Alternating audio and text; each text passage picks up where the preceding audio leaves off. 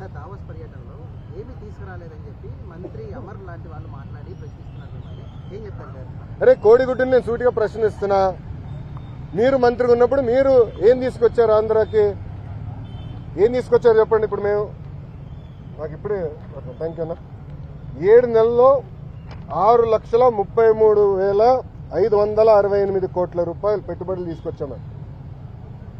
4,10,125 మందికి ఉద్యోగాలు కల్పించే పరిశ్రమలు ఆంధ్ర రాష్ట్రానికి ఎన్డీఏ కూటమి ఎన్డీఏ ప్రభుత్వం తీసుకొచ్చింది. అది గర్వకారణం. కాగ్నిసెంట్ గురించి కూడా నేను ట్వీట్ పెట్టా కదా, చూడలేదన్న ట్వీట్? ఎవరు మీకు ఇచ్చిందే, మొన్న ఇచ్చిందే. సాక్షి ఉన్నాడు ఇక్కడ. సాక్షి రాలేదా? ఆయనే రిపోర్టరా? కేసు రాలేదా? సాక్షి ఎవరు లేడా? అరే ఆయనకి ఇద్దాం అనుకున్నానే కాగితం. ఇదన్నా చూడరా భయ్, కళ్ళు తెరువు అని అర్థం అనుకున్నా. ఇప్పుడు మీరు చూడండి, బాబు గారు డావోస్కి దాదాపు 1997 నుంచి వెళ్తున్నారమ్మా. డావోస్కి వెళ్ళినప్పుడు ఎప్పుడు ఒప్పందాలు చేసుకోం. డావోస్ సర్చ్ ఇస్తాం, ఇంట్రెస్ట్ ఎవరికి ఎలా ఉందో డిస్కస్ చేసి మళ్ళీ తిరిగి వచ్చిన తర్వాత ఒప్పందాలు చేసుకుంటాం. ఇప్పుడు దీంట్లో మీరు చూస్తే విచిత్రం, ఆసిల్లర్ మిత్తల్ది దీంట్లో ఒప్పందం లేదు. పైన ఆసిల్లర్ మిత్తల్ది 1,35,000 కోట్ల రూపాయలు పెట్టుబడి అనేది ఉంది. కానీ ఆసిల్లర్ మిత్తల్ది ఒప్పందం లేదు, ఎంఓయూ లేదు. మాకు ఎంఓయూ లేదు ఆసిల్లర్ మిత్తల్తో, మాకు ఎలాంటి ఎంఓయూ లేదు. ఎందుకంటే వాళ్ళన్నారు ఎంఓయూ ఎందుకు సార్, డైరెక్ట్ వర్క్కి వెళ్దాం అన్నారు. వాడు మమ్మల్ని తప్పబడతారా? ఇప్పుడు వాళ్ళకి మన మెటీరియల్ టైప్ చేసాం ఎన్ఎండిసి నుంచి, ఎన్వైరన్మెంటల్ క్లియరెన్సెస్ మేము కోఆర్డినేట్ చేస్తాం. వాళ్ళు భూమి ఎత్తికి కూడా భూమి కేటాయింపులు కూడా పూర్తి చేస్తాం. 6-7 నెలల్లో పనులు ప్రారంభించాలని లక్ష్యంతో మేము పనిచేస్తున్నాం. ఎన్నికలకు వెళ్లే లోపల ఫస్ట్ ప్రొడక్షన్ అవ్వాలనేది మేము చేస్తున్నాం. అది కూడా మమ్మల్ని తప్పబడతారా? సార్ ప్రధానంగా ఏదైతే ఈ బల్క్ ట్రక్ పార్క్ తీసుకోండి, గ్రీన్ హైడ్రోజన్ ప్రాజెక్ట్ తీసుకోండి, అవును, ఇవన్నీ మంత్రిగా నేనున్నప్పుడు సంతకం పెట్టాను. ఇది టీడీపీ ఎందుకు క్రెడిట్ తీసుకుంటుందంటూ కూడా మాట్లాడుతున్నారు సార్. ఏం సంతకం పెట్టాడు స్వామి? మంత్రిగా నా హయాంలో నేను క్లియర్ చేసి ఇచ్చాను, నేను సంతకం పెట్టాను. మళ్ళీ కంపెనీలు ఎందుకు రాలేదని అడుగుతున్నాను నేను. ఎందుకు మీరు శంకుస్థాపన చేయలే? ఇది ఎట్టుందంటే కియా మోటార్స్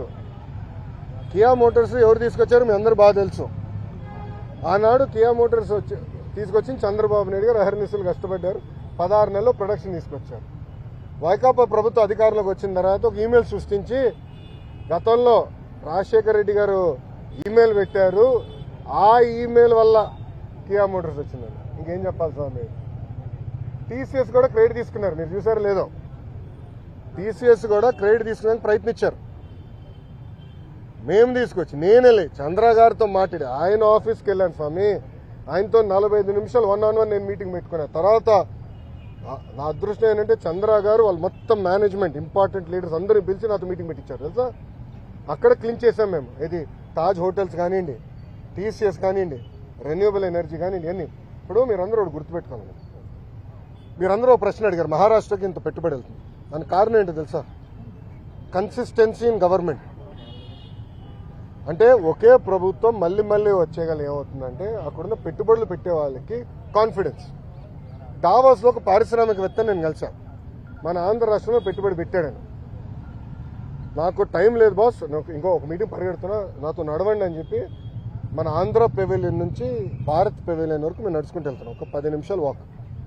ఆయన అన్నాడు, నేను జగన్మోహన్ రెడ్డి గారిని ఇదే డావోస్లో కలిసానికి ప్రయత్నించా, చాలా మంది అడిగా, కలవనని చెప్పాడు అన్నాడు. ఎందుకన్నా? మీరు తెలుగుదేశం పార్టీ హయాంలో పెట్టుబడులు పెట్టారు కదా అంటే, మీరు తెలుగుదేశం పార్టీ కంపెనీ, అది వరల్డ్ రినౌండ్ కంపెనీ. కనీసం వాళ్ళ సమస్యలు పరిష్కరించేదానికి గత ముఖ్యమంత్రి గారు కానీ ఇండస్ట్రీస్ మంత్రి కానీ కలవలేదు. నేను మంత్రి అయిన తర్వాత ఐటీ వాళ్ళతో మీటింగ్ పెట్టాను. వాళ్ళు కూడా చెప్పారు కదా మీటింగ్లో, ఫస్ట్ టైం గత 5 సంవత్సరాలు ఫస్ట్ టైం ఐటీ ఇండస్ట్రీతో మీటింగ్ పెట్టేది మీరు ఒక్కరే అని. ప్రజలు కూడా ఆలోచించాలి. ఈరోజు గుజరాత్లో 5వ బీజేపీ ప్రభుత్వం ఏర్పడింది గుజరాత్లో. దానివల్ల మీరు చూస్తే గుజరాత్ నిన్న స్పీడ్గా అభివృద్ధి కార్యక్రమాలు ముందరికెళ్తుంది. మహారాష్ట్ర కన్సిస్టెంట్గా మళ్ళీ ప్రభుత్వం వచ్చింది.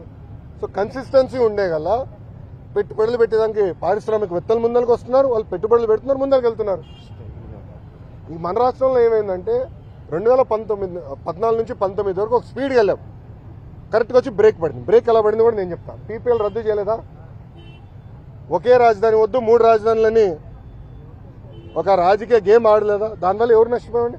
ఆంధ్ర రాష్ట్ర ప్రజలు నష్టపోయారు, ఉత్తరాంధ్ర ప్రజలు నష్టపోయారు, రాయలసీమ ప్రజలు నష్టపోయారు. దయచేసి ప్రజలందరూ ఇది గమనించాలి. అందుకే మన ప్రధానమంత్రి గారు కానివ్వండి, ముఖ్యమంత్రి గారు కానివ్వండి, నేను కూడా నా స్పీచ్లో విశాఖపట్నంలో మళ్ళీ ఎన్డీఏ కూటమి గెలవాల్సిన అవసరం ఉందని చెప్పాను. మాకు ఇంకా 4 సంవత్సరాలు 5 నెలలు ఉంది ఎన్నికలు. 4 సంవత్సరాలు 4 నెలలు 5 నెలలు ఉంది ఎన్నికలు. ఎందుకంటున్నానంటే కన్సిస్టెన్సీ ఆఫ్ గవర్నమెంట్ ఉంటేనే కాన్ఫిడెన్స్ ఉంటుంది. దావాస్ చాలా మంది నన్ను అడిగిన ఒక ప్రశ్న అడిగాను సార్, మీరు బాగున్నారు, చంద్రబాబు నాయుడు గారు మేము నమ్ముతాం, కానీ జగన్మోహన్ రెడ్డి అనే వ్యక్తి గెలవడానికి గ్యారెంటీ మీరు ఇస్తారా అని అడిగారు. నేను గతంలో మేము